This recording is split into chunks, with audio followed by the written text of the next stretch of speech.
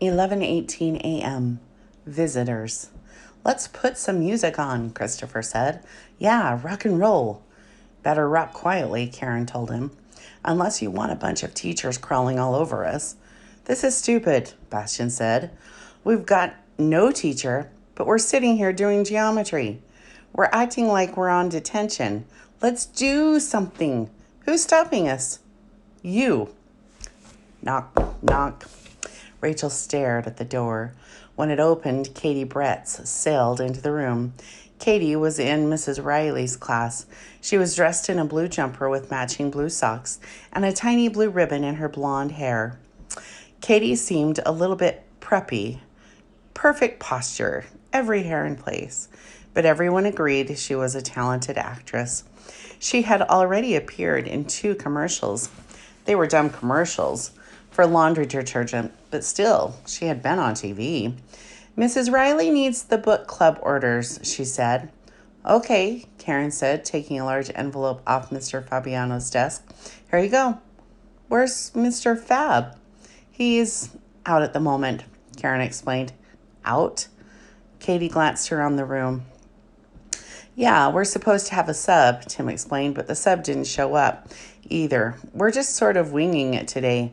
Bastian elbowed Tim hard. Yeah, right, Katie said. With a toss of her blonde hair, she breezed out of the room. That was stupid, Jasmine told Tim. Extremely stupid. I mean, why not just announce it to the whole school? She didn't believe me, Tim said.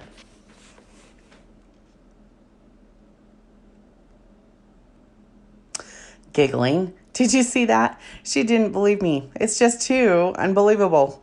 Another knock on the door, louder this time. This time, Morgan Hashagen strolled in. He had a crew cut and an Orlando Magic t-shirt. Morgan's father ran the local funeral home. Morgan was so small he looked more like a 4th grader than a 6th grader. Mr. Fab? He asked, glancing around. He's not here, Karen said smoothly. You got a sub? Morgan asked, still looking. What do you need? Karen asked him. Hey, where is everybody? Morgan asked. His eyes darted from one side of the room to another, and he looked so funny Rachel had to work hard to squelch a smile.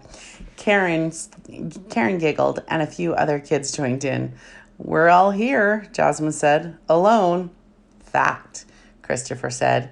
Yeah, right, Morgan smiled. You lie. You're right. It's a lie, Karen said. So what do you need? Are you guys really alone? Morgan asked. The sub never showed up, Karen explained, nodding calmly.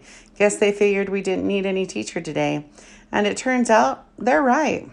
Morgan stared at her. He knew Karen was not the kind of girl who went around making up stories.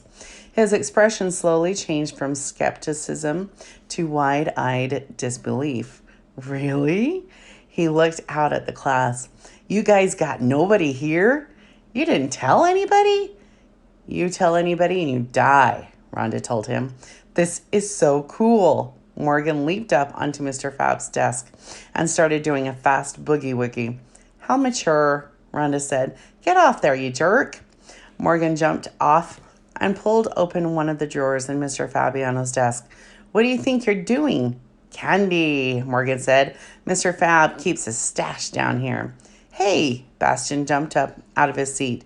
You take any of Mr. Fab's candy, I'll break your arm. Okay, Morgan said, holding up both hands, palms up.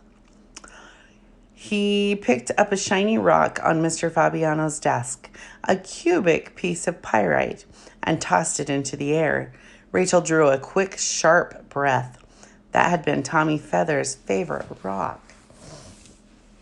Put that down, Missy said. Geez, Morgan said, you guys are jumpy today. We don't like other people messing with our stuff, Bastian said. Now Morgan started slinking around the classroom, grinning, looking carefully at everything. Don't you have to get back to your class? Jessica asked. Not really, Morgan said. When he spotted all of the opened math books on the desks, his face went all bug-eyed. Don't tell me you guys are actually working with no teacher? What a bunch of wusses. Getting our work done now, So we can party all afternoon, Christopher told him. He leaned back and loudly cracked his knuckles. And you're not invited, Tim said. You're starting to get a little annoying, Karen told Morgan. What exactly do you want? Mrs. Kiefer needs the American History book, Teacher's Edition. I'm not sure where that is, Karen said. I'll look for it and bring it down. Just promise you won't tell any teachers till after school. Promise. Oh, sure. I'm going to go squeal to my teacher, Morgan said, giving her a sour look. He leaped up onto Mr. Fabiano's desk again and did another quick boogie woogie. This is so cool.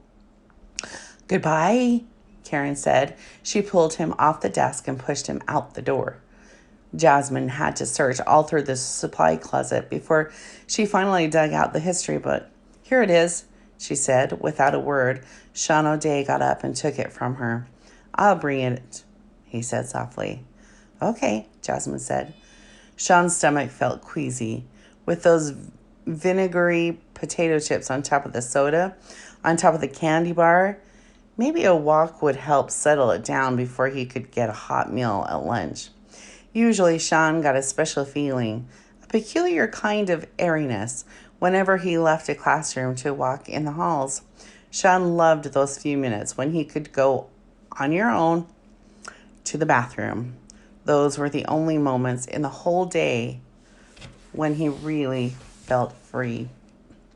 Unseen.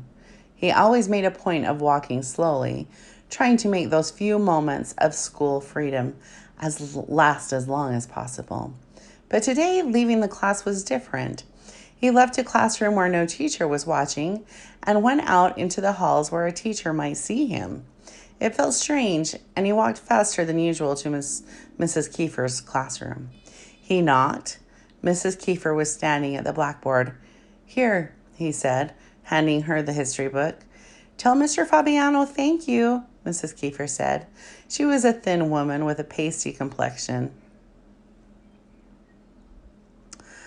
and she didn't look particularly happy. He was glad he had Mr. Fab for a teacher. Sean nodded. Oh, that's right. He's out today, isn't he? Well, thank your sub. Okay, Sean mumbled as he edged to the door.